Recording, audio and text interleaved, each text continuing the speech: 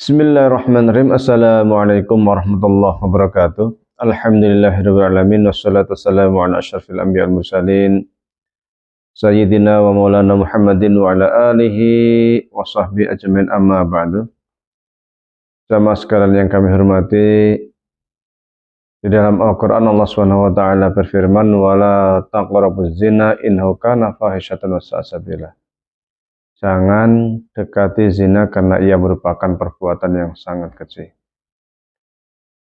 Yang menjadi persoalan sekarang seringnya adalah bahwa banyak kasus di mana seorang wanita itu melakukan zina, kemudian hamil dan nikah.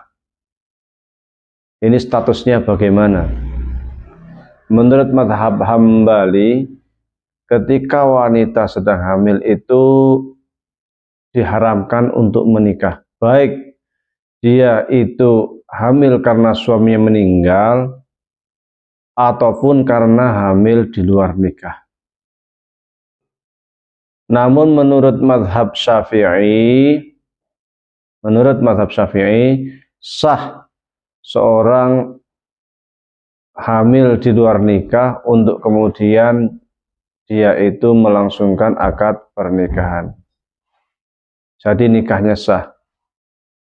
Yang menjadi persoalan adalah ketika ia menikah, bagaimana status anaknya itu sendiri.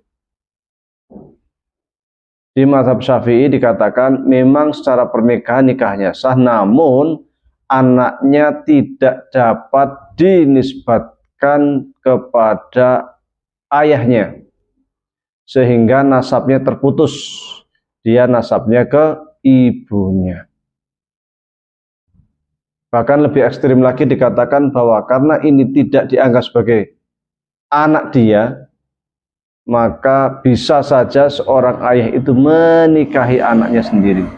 Karena dia dianggap anak itu ketika ada tali pernikahan secara sah, sementara ia mengandung itu di luar pernikahan yang sah atau di luar pernikahan. Maka implikasinya adalah bahwa ketika orang tuanya, ayahnya misalnya adalah dia orang yang kaya raya, kemudian dia meninggal, anak tadi tidak dapat menerima warisan dari ayahnya.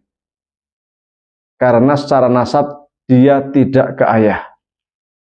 Sekiranya anaknya perempuan dan hendak menikah, maka ayahnya tadi itu, karena dia juga berasal dari pernikahan atau hamil di luar nikah, maka ayah biologis tadi tidak berhak untuk menjadi wali nikah.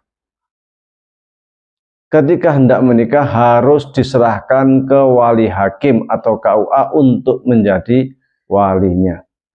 Bahkan ayahnya sendiri itu tidak punya hak, ayah biologisnya tidak punya hak untuk memberikan nafkah, tidak punya kewajiban memberikan nafkah kepada putrinya atau anak-anaknya.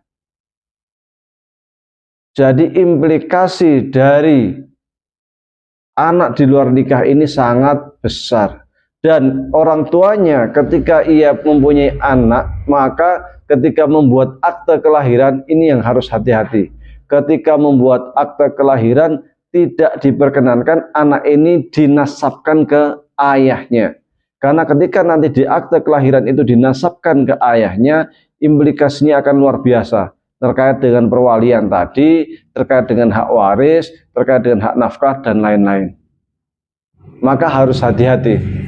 Maka memang dari awal dikatakan bahwasanya hukum perzinahan ini sangat berat. Karena memang implikasinya luar biasa. Hukum yang berlaku di Indonesia, di KUA ataupun pengadilan agama memang membolehkan. Jadi karena mengikuti mazhab Syafi'i nikahnya sah. Cuman harus hati-hati terkait dengan status anak tadi, harus jelas. Jangan sampai kemudian nanti ketika lahir kemudian dibuatkan akte dinisbatkan kepada orang tuanya, ini bahaya melanggar syariat Islam. Barangkali demikian, kurang lebih mohon maaf. Assalamualaikum warahmatullahi wabarakatuh.